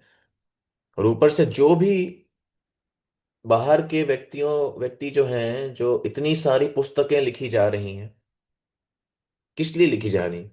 इतनी सारी पुस्तकें लिखी जा रही हैं, लाइब्रेरी भरी हुई हैं, दुकानें भरी हुई हैं, इतने सारा न्यूज़पेपर, है ना, इतने सारे टॉक शो, इतनी सारी वीडियो, ये क्या है? जिह्वा वेग है जो कि नियंत्रण नहीं हो पा रहा है, वही है। तो इसलिए इसका तरीका क्या है, इसको, इससे पार पाने का तरीका क्या है? तरीका यह है, ये यहाँ बताया गया है, भागवतम का बहुत सुंदर श्लोक यहाँ बताया गया है। अरे यार, ये फोटो कहाँ से आ गई? हाँ, यहाँ पे ये बहुत अच्छा सुंदर श्लोक है। नयाद्वत चित्रपदम हरेर यशो जगत पवित्रम प्रगणित कर तद्वायसं तीर्थमुशन्ति मानसा न यत्र हमसा निरवन्तु शिक्षया। जी। इसका अनुवाद पढ़िए ब्रज महिमा माता जी। ये जो शब्द उन भगवान का, यहाँ ये पढ़िए। हरे कृष्ण प्रभु जी। जो शब्द उन भगवान का यशोगान नहीं करते, जो संपूर्ण ब्रह्मांड के वायुमंडल को अकेले ही पवित्र करने वाले हैं, वे साधु पुरुषों द्वारा कौओं के तीर्थ स्थल जैसे माने जाते हैं। चूंकि सर्वपूर्ण व्यक्ति दिव्य धाम के निवासी होते हैं, अतएव उन्हें वहां कोई आनंद प्राप्त नहीं होता। आनंद प्राप्त नहीं होता। जो भगवान के यश, भगवान की गुण महिमा से संबंधित नहीं है, वो जो भी शब्द हैं, जो भी चैनल है यूट्यूब का, जो भी वीडियो है, जो भी न्यूज़पेपर है, जो भी किताब है, जो भी व्यक्ति है, वो व्यक्ति क्या है? कौवे का तीर्थ स्थान। तद वायसम तीर्थम। कौवे कहाँ जाते हैं? कहाँ जाते हैं, देखे होंगे ना आप। कौवा कहाँ रहता है? कचरे वृष्टा के में। पास। कचरे में कचरा। रहता है। कचरे कचरे में में रहता गंदी है। जगहों पे जाते हैं हाँ, जाते कचरे में, गंदगी में। जब हमारे घर का कचरा होता है, उसमें जो भी है, प्याज के छिलके, अंडे के छिलके, कटी हुई भिंडी, आलू के छिलके, वो सब हम थैली में खोल के फेंक देते हैं, तो वहाँ कौओं का ग्रुप आ जाता है पूरा, सब लोग वहीं पे किटी पार्टी करते हैं। वो क्या है? तद वायसम तीर्थम। भक्त कैसे हैं? ना यत्र हमसा निरमंतु शिक्षया।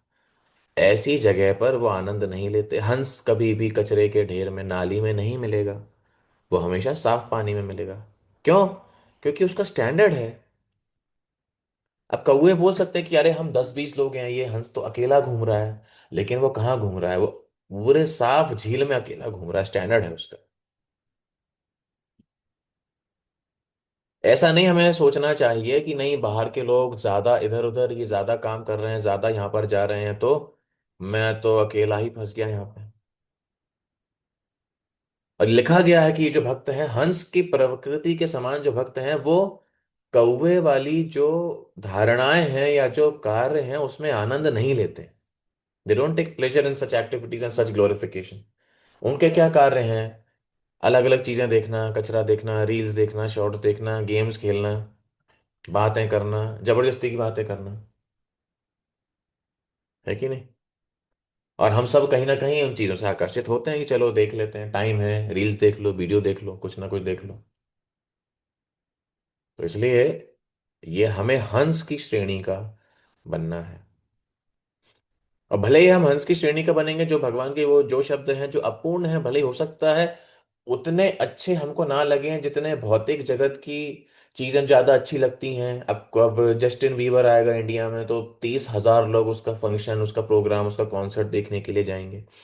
अरिजीत सिंह जी गाएंगे तो बहुत बहुत ज्यादा लोग उनको सुनने के लिए जाएंगे। और आप देखेंगे कि कोई हमारे सन्यासी आएंगे, हमारे कोई भक्त आते ही नहीं है, घर से ही नहीं बाहर निकलते। तो हम सोच सकते हैं कि ये तो यहाँ कम लोग हैं, यहाँ ज्यादा लोग हैं, उतना मजा नहीं आता जितना आता है। लेकिन जो भी अगर वहां पे भगवान का गुणगान हो रहा है, तो उसी भगवान के गुणगान से पूरी दुनिया में क्रांति आ सकती है। इतनी शक्तिशाली भगवान की गुण महिमा का कीर्तन होता है। सरस्वती ठाकुर अपनी टीका में बता रहे हैं। अगला श्लोक ये भागवतम का बहुत महत्वपूर्ण श्लोक है। तद वाग विसर्ग जनताग विप्लव यस्मिन् प्रतिश्लोकम पत्वतीय पिनामानन्तस्य शोकितानि शृण्वन्ति गायन्ति गृह्णन्ति साधवा। इसका अनुवाद पढ़िए यादवेंद्र कृष्ण प्रभु। यादवेंद्र कृष्ण प्रभु।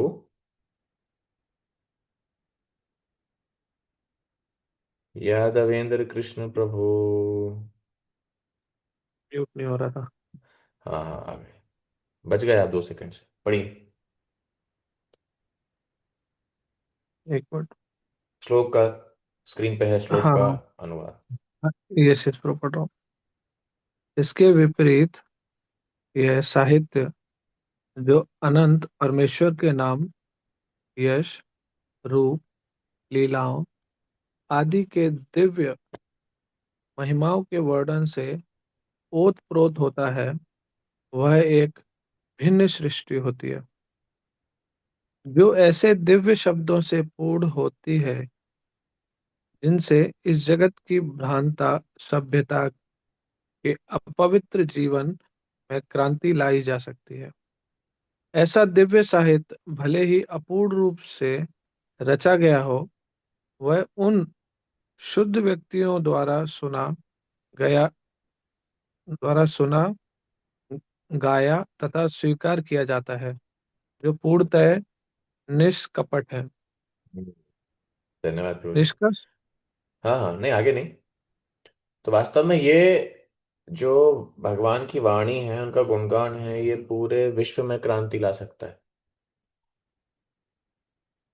तो इस पर इसीलिए जो भक्त हैं, हंस रूपी जो भक्त हैं, इसमें आनंद लेते हैं। अगला भक्ति सिद्धांत श्री ठाकुर बता रहे हैं कि मनोवेग में क्या करना है। मनोवेग में दो प्रकार का बता रहे हैं, अविरोध प्रीति एवं विरोध युक्त क्रोध। अविरोध प्रीति, प्रीति का क्या अर्थ है? प्रीति का अर्थ है आसक्ति।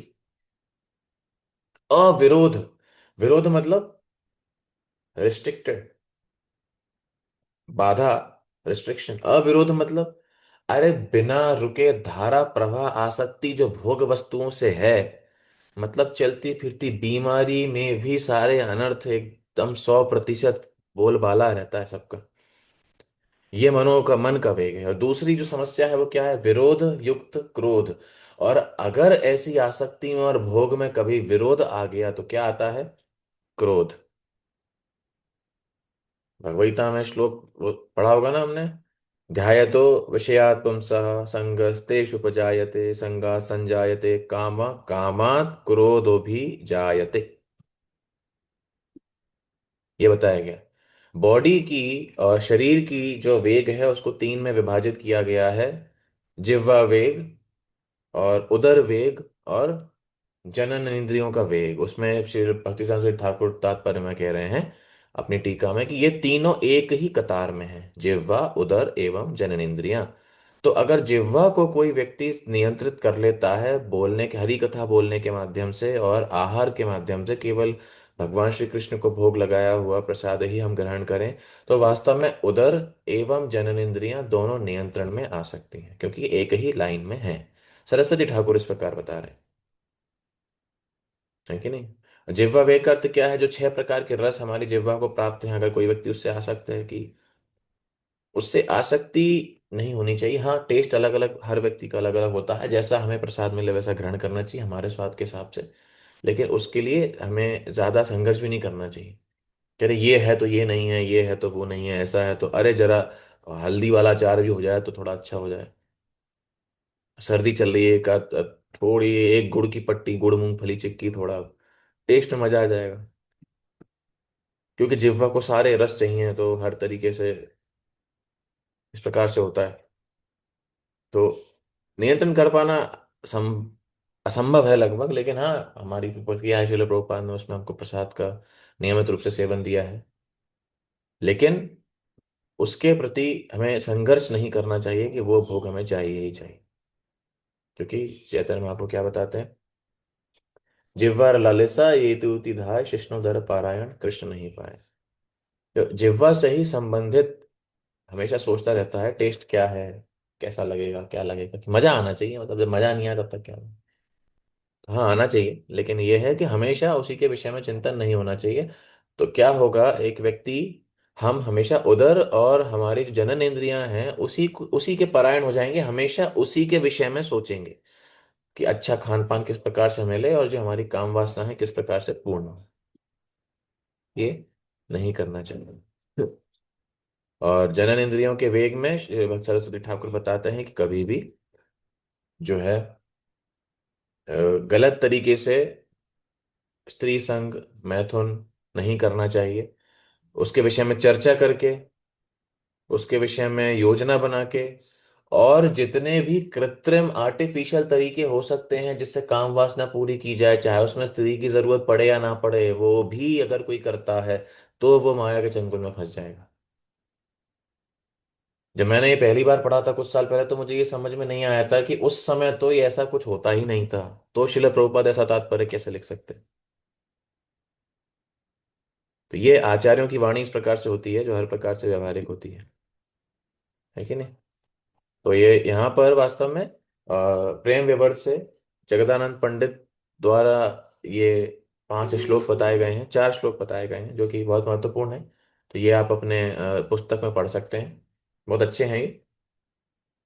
कि ये जो उपदेश हैं, ये वैरागी को, सन्यासी को, एक सन्यासियों को जगदानंद पंडित देते हैं चैतन्य महाप्रभु शिक्षाओं के आधार पर। और श्रील प्रभुपाद तात्पर्य में आगे कहते हैं जब कोई छह वेग को नियंत्रण में कर लेता है तब वो गोस्वामी बनता है। गोस्वामी का अर्थ क्या है कि अपने इंद्रियों का स्वामी। इंद्रियों का स्वामी नहीं बनेगा तो वो इंद्रियों का दास बनेगा। जैसे प्रहलाद महाराज कह रहे हैं, गोदास अदांत गोभिर विशतम तमिश्रम पुनः पुनश्च चर वित चर बनाना। है कि नहीं? क्योंकि इनका गुण क्या है ऐसे गोदास का, मतिर न कृष्णे परतो सतो वा मिथो भी तपद्येत गृहम व्रताना। मतिर न कृष्णे मतलब भगवान में इनकी मति नहीं लग सकती, खुद से भी नहीं, दूसरों की सहायता से भी नहीं, किसी हालत में नहीं। क्यों? मिथो भी पद्येत गृहम व्रताना, ऐसा दृढ़ व्रत इन्होंने लिया है घर गृहस्थी चलाने का, घर गृहस्थी में बंधे रहने का, बंधन का, आसक्ति का, परिवार का इतना दृढ़ व्रत ले लिया है जैसे भीष्मदेव ने ब्रह्मचर्य का लिया था। ऐसा कठिन व्रत घर गृहस्थी में आसक्त होने का ले लिया है। ये भौतिकवादी व्यक्तियों की बात चल रही है, भक्तों के लिए नहीं है। तो क्या है, वो क्या कर रहे हैं? पुनः पुनः चर्विता चर बनाना। जो करोड़ों जन्मों से वे भोग करते आ रहे हैं वही भोग अभी जीवन में फिर से कर रहे हैं। चबाए हुए को और चबाकर उसका रस निकाल रहे हैं। तो प्रथम श्लोक का तात्पर्य यहां पे खत्म होता है। दूसरा श्लोक, अत्याहार प्रयासश्च प्रजल्पो नियमाग्रह जनसंगश्च लौल्यम च षड्भिर्भक्तिर्विनश्यति। जी, कौन इसको पढ़ेगा? किसने अभी तक पढ़ा नहीं है? सुधर्व निष्ठा माता जी, ये पढ़िए इसका अनुवाद। हरे जब कृष्णा दंडवत हरे प्रणाम। कृष्ण जी। जब कोई निम्नलिखित 6 क्रियाओं में अत्यधिक लिप्त हो जाता है तो उसकी भक्ति विनष्ट हो जाती है। 1, आवश्यकता से अधिक खाना या आवश्यकता से अधिक धन संग्रह करना। 2, उन सांसारिक वस्तुओं के लिए अत्यधिक उद्यम करना जिनको प्राप्त करना अत्यंत कठिन है। 3, सांसारिक विषयों के बारे में अनावश्यक बातें करना। 4, शास्त्रीय विधि विधानों का आध्यात्मिक उन्नति के लिए नहीं अपितु केवल नाम के लिए अभ्यास करना या शास्त्रों के विधि विधानों को त्याग कर स्वतंत्रता पूर्वक या मनमाना कार्य करना। 5वां, ऐसे सांसारिक प्रवृत्ति वाले व्यक्तियों की संगति करना जो कृष्ण भावनामृत में रुचि नहीं रखते। तथा 6, सांसारिक उपलब्धियों के लिए लालायित रहना। हरे कृष्ण। छह जो सिद्धांत हैं वास्तव में भक्ति में बाधा इन सिद्धांतों से हमारी यहाँ पर आती है। तात्पर्य का पहला जो लाइन है बहुत इंपॉर्टेंट है, पहला पंक्ति, मनुष्य जीवन सादा जीवन उच्च विचार के लिए है। Simple living, high thinking, not simply living and hardly thinking, जो कि भौतिक जगत के व्यक्ति करते हैं कि बस जी रहे हैं और कभी दिमाग में, कभी मस्तिष्क में, बुद्धि में ये नहीं आता कि जीवन का उद्देश्य यहाँ पर क्या है कि नहीं? तो वो यहाँ इस श्लोक के तात्पर्य में बताया गया है। भगवान की अब यहाँ पर जीवात्मा किस प्रकार से इन छह कार्यों में फंसता है वो श्रील प्रभुपाद भूमिका बना रहे हैं कि भगवान की तीन प्रकार की शक्ति होती है जो कि हमने पहले ही पढ़ी है ना? अ, तटस्थ शक्ति, अंतरंग शक्ति, बहिरंग शक्ति। अंतरंग शक्ति क्या है? अंतरंग शक्ति भगवान की अलादिनी शक्ति, जैसे कि श्रीमती राधा रानी, लक्ष्मी देवी, माता सीता। और बहिरंग शक्ति है भगवान का यह भौतिक जगत, महामाया का जो प्रकाश है। जीवात्मा क्या है? तटस्थ शक्ति, जो कि दोनों तरफ प्रभावित हो सकता है, लेकिन जीवात्मा अपने असली कर्तव्य, अपनी असली स्थिति केवल तभी ज्ञात कर पाता है जब वो अंतरंगा शक्ति के सानिध्य में रहता है। केवल तभी वो एक भक्त बन सकता है, भगवान की सेवा कर सकता है। भगवद गीता में कौन सा श्लोक है ये?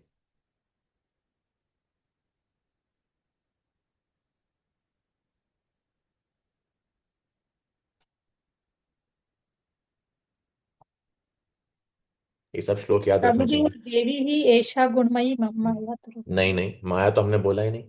जो भक्त अंतरंग शक्ति के अंदर में रहता है फिर वो शुद्ध भक्ति के भक्त बनता है और भगवान की भक्ति करता है, सेवा करता है। महात्मानस्तु माम पार्थ दैवीं प्रकृतिमाश्रिता। ठीक है नहीं?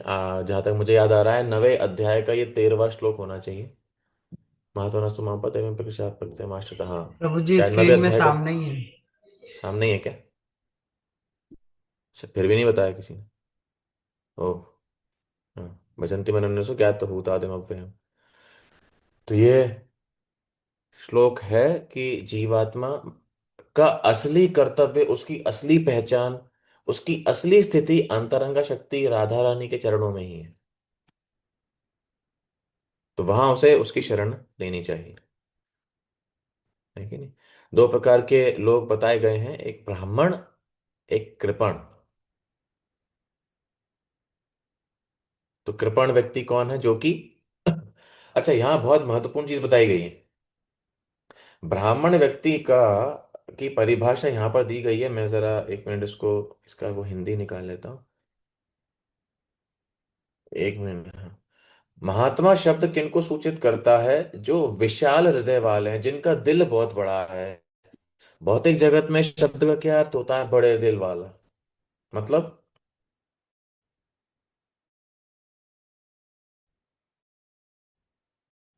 क्या होता है ऐसा? इस शब्द का मतलब बड़े दिल वाले, तो बड़े दिल वाले हैं। इसका क्या मतलब हुआ? बताइए, इसका क्या मतलब हुआ? ये बड़े दिल वाले लोग हैं। जो सबको क्षमा कर सकें। सबको क्षमा कर सके, ठीक है, क्षमा करते रहे, कुछ करे ही नहीं, जो करी कुछ कर ही नहीं रहा तो क्षमा क्या ही करेगा वो? गुस्सा नाराज भी किसी बात पे होगा, कुछ कर ही नहीं रहा। प्रभु जी जो भगवान वास्तव की में जो इंद्रिय व्यक्ति सबकी, हाँ, हाँ, वास्तव में ये जो है कि उदार हृदय जो बताया जाता है, विशाल हृदय वाले हैं, कौन लोग हैं? प्रणादपि दुनिया सुनिचे। के हिसाब से राष्ट्र कर रहे हैं, दूसरों के कुछ, किसी की शिक्षा उन्होंने लक्ष्य पैसे दे दिए, है कि नहीं? ये सब उन्होंने कर दिया, तो ये होते हैं विशाल हृदय, विशाल हृदय वाले। लेकिन श्री प्रभुपाद कहते हैं कि वास्तव में संकुचित हृदय वाले हैं। क्यों? क्योंकि वे अपनी इंद्रिय तृप्ति में लगे हैं। देश की सेवा क्यों कर रहे हैं? अपनी इंद्रिय तृप्ति के लिए, क्योंकि खुद के देश की सेवा कर रहे हैं। बाकी देशों का क्या होगा? अपने समाज के बारे में सोचते हैं, देश के बारे में सोचते हैं, अपने बारे में सोचते हैं। तो इनको कहा जाता है extended sense gratification. Srila Prabhupada यहाँ पर बताए हैं, कार्यों का विस्तार कर लेते हैं, है कि नहीं? कार्यों का विस्तार, अपने कार्यों का विस्तार कर लेते हैं। राष्ट्रवाद, मानवतावाद, परोपकारवाद, अन्यों की इंद्र तृप्ति के लिए खुद की इंद्र तृप्ति का परित्याग कर सकते हैं। विस्तीर्ण इंद्र तृप्ति से कहा जा रहा है। श्रील प्रभुपाद इंग्लिश में इसको लिख रहे हैं एक्सटेंडेड सेंस ग्रेटिफिकेशन, है कि नहीं? ये यहाँ श्रील प्रभुपाद यहाँ पे बता रहे हैं। तो वास्तव में ये जो, और जो उदार हृदय जो हैं, विशाल हृदय वाले हैं, उनकी परिभाषा क्या है? वो यहाँ बताया गया है। इसको पढ़िए। कौन पढ़ेगा इसको? नित्यानंद प्रभु पढ़ो उसको। हरे कृष्ण प्रभु। जब मनुष्य परम भगवान की इंद्रियों को संतुष्ट करता है, केवल तभी उसे महात्मा अर्थात विशाल हृदय वाला व्यक्ति कहा जा सकता है।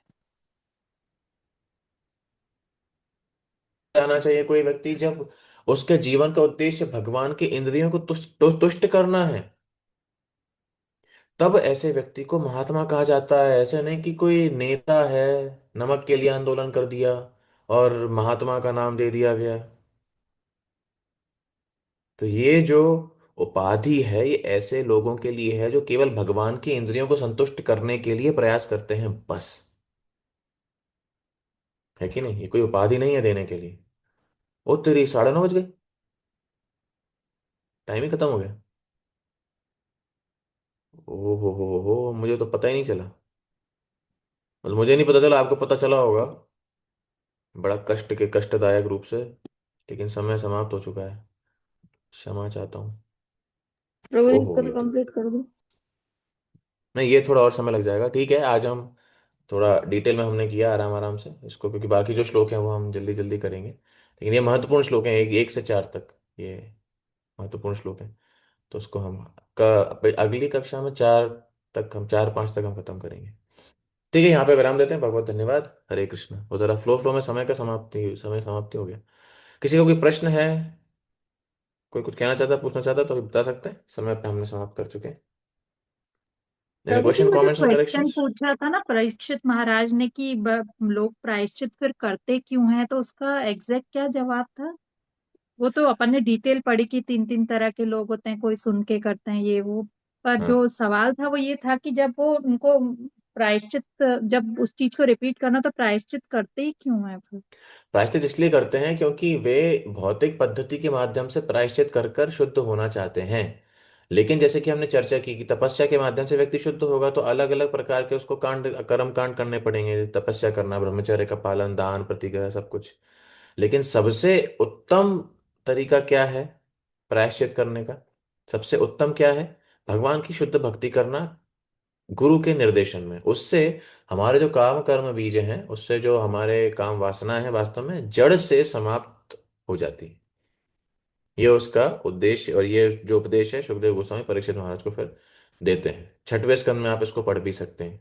केचित केवलया भक्त्या वासुदेव परायण अगम धन्वंती का स्नेह निहारम एवं भास्कर। तो ये बताते हैं केवल भक्ति से सब हो जाता है। तो ये उत्तर उसका आगे है, लेकिन इस तात्पर्य में नहीं था, छठवें स्कंद में है। Okay, anything else? और कोई प्रश्न, मंतव्य, संशोधन किसी का है? अगर नहीं है तो हम यहाँ पे विराम देते हैं। ठीक है, बहुत बहुत धन्यवाद। हरे कृष्णा। श्री उपदेश अमृत की जय। श्री रूप गोस्वामी प्रभुपाद की जय। श्री प्रभुपाद की जय। समवेत गौर भक्तवृंद की जय। निताई गौर प्रेमानंदे हरि। हरे कृष्ण। थैंक यू प्रभु जी। हरे कृष्णा प्रभु जी, धन्यवाद, प्रणाम।